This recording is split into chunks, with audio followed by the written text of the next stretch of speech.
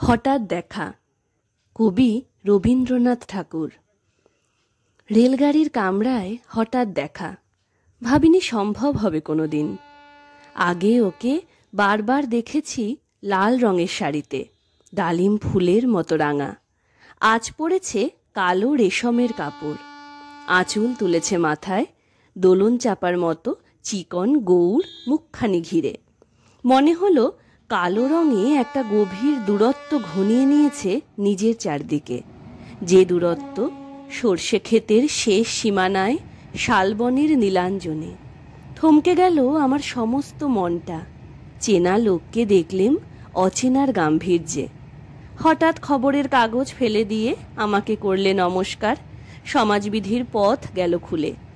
আলাপ করলেম শুরু, কেমন আছো, কেমন চলছে সংসার ইত্যাদি।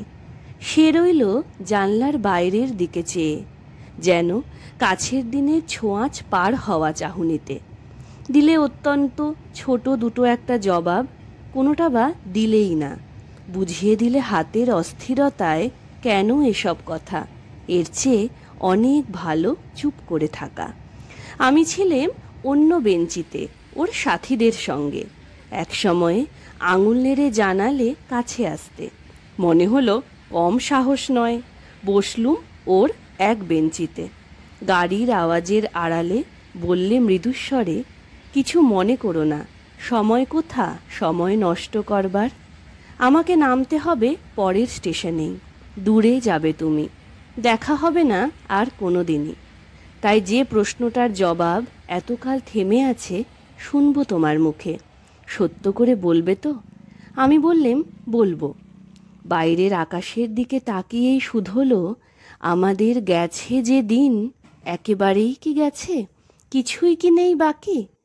একটুকু রইলেম চুপ করে, তারপর বললেম, রাতের সব তারাই আছে দিনের আলোর গভীরে।